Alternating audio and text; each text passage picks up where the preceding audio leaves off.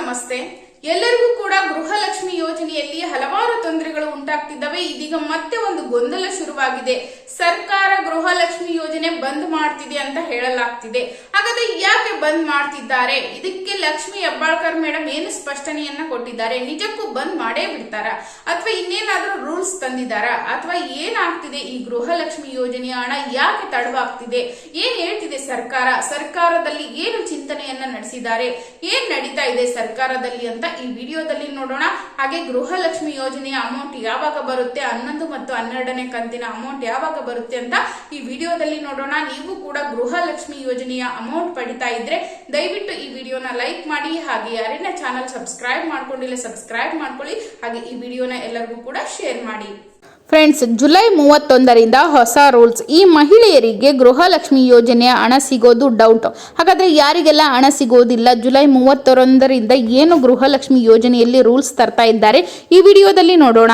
So friends, ನಿಮಗೆಲ್ಲರಿಗೂ ತಿಳಿದಿರಬಹುದು, July 31 income tax return ಸಲ್ಲಿಸುವುದಕ್ಕೆ ಕೊನೆಯ ದಿನಾಂಕವಾಗಿದ್ದು, ಇದೇ ಕಾರಣಕ್ಕಾಗಿ ಹೆಚ್ಚಿನ ಟ್ಯಾಕ್ಸ್ ಕಟ್ಟುವಂತಹ ಮಹಿಳೆಯರು ಸರ್ವೇ ಸಾಮಾನ್ಯವಾಗಿ ನಿಮಗೆಲ್ಲರಿಗೂ ಗೊತ್ತಿರುವ ಹಾಗೆ ಉತ್ತಮವಾಗಿರುವಂತಹ ಆರ್ಥಿಕ ವ್ಯವಸ್ಥೆಯನ್ನ ಹೊಂದಿರುವಂತಹ ಮಹಿಳೆಯರಾಗಿರುತ್ತಾರೆ. ಹೀಗಾಗಿ ಇಂಥವರಿಗೆ ಈ ಯೋಜನೆಯನ್ನ ಜಾರಿಗೆ ತಂದಿರಲಾಗುವುದಿಲ್ಲ. ಈ ಕಾರಣಕ್ಕಾಗಿಯೇ ಅಂತವರನ್ನ ಗುರುತಿಸಿ ಗೃಹಲಕ್ಷ್ಮಿ ಯೋಜನೆಯ ಲಿಸ್ಟ್ನಿಂದ ಡಿಲೀಟ್ ಮಾಡುವಂತ ಕೆಲಸವನ್ನ ಇಲಾಖೆ ಮಾಡುತ್ತದೆ ಎಂಬುದಾಗಿ ಈಗಾಗಲೇ ತಿಳಿದು ಬಂದಿದ್ದು, ಈ ನಿಯಮವನ್ನ ಜುಲೈ 31ರ ನಂತರದಿಂದ ಪರಿಗಣಿಸಲಾಗುತ್ತದೆ ಎನ್ನುವ ಮಾಹಿತಿ ಸಿಕ್ಕಿದೆ.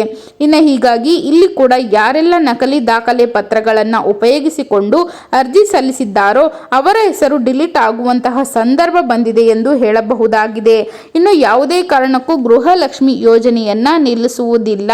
ಸ್ವಲ್ಪ ಮಟ್ಟಿಗೆ ತಲೆ ಕೆಡಿಸಿಸುವಂತ ಕೆಲಸವನ್ನ ಮಾಡಿದೆ ಎಂದು ಹೇಳಬಹುದು. ಅಂದ್ರೆ ನಿಲ್ಲಿಸುತ್ತಾರೆ, ಯಾವುದೇ ಕಾರಣಕ್ಕೂ ಅಮೌಂಟ್ ಹಾಕಲ್ಲ ಅಂತ ಎಲ್ಲೆಡೆ ಕೂಡ ಸುದ್ದಿ ಹರಿದಾಡ್ತಿದೆ. ಈಗ ಇದಕ್ಕೆ ಮಹಿಳಾ ಹಾಗೂ ಮಕ್ಕಳ ಕಲ್ಯಾಣ ಇಲಾಖೆಯ ಸಚಿವರಾದಂತಹ ಲಕ್ಷ್ಮಿ ಹೆಬ್ಬಾಳ್ಕರ್ ಮೇಡಮ್ ಅವರು ಯಾವುದೇ ಅನುಮಾನವಿಲ್ಲದೆ ಈಗಾಗಲೇ ಯಾರ ಖಾತೆಗೆ ಹಣ ಹೋಗಿಲ್ಲವೋ ಅವರ ಖಾತೆಗೆ ಹಣವನ್ನ ವರ್ಗಾವಣೆ ಮಾಡುವಂತಹ ಕೆಲಸವನ್ನ ಆದಷ್ಟು ಶೀಘ್ರದಲ್ಲಿಯೇ ಮಾಡಲಿದ್ದೇವೆ. ಯಾರೂ ಕೂಡ ತಲೆ ಕೆಡಿಸಿಕೊಳ್ಳಬೇಕಾದ ಅಗತ್ಯವಿಲ್ಲ ಎನ್ನುವಂತಹ ಭರವಸೆಯನ್ನ ನೀಡಿದ್ದಾರೆ. ಆದರೆ ಈ ಸಂದರ್ಭದಲ್ಲಿ ಇಂಥವರ ಹೆಸರನ್ನ ಗೃಹಲಕ್ಷ್ಮಿ ಯೋಜನೆಯ ಲಿಸ್ಟ್ನಿಂದ ಡಿಲೀಟ್ ಮಾಡುವಂತಹ ಸಾಧ್ಯತೆ ಕೂಡ ದಟ್ಟವಾಗಿದೆ ಎಂಬುದಾಗಿ ತಿಳಿದು ಬಂದಿದ್ದು, ಇನ್ನು ಕಾದು ನೋಡಬೇಕಿದೆ ಜುಲೈ 31ರಿಂದ ಯಾವೆಲ್ಲ ರೂಲ್ಸ್ ತರುತ್ತಾರೆ ಅಂತ. ಈ ಬಗ್ಗೆ ನೀವೇನಂತೀರಾ? ತಪ್ಪದೆ ನಿಮ್ಮ ಅನಿಸಿಕೆಗಳನ್ನ ಕಾಮೆಂಟ್ ಮಾಡಿ.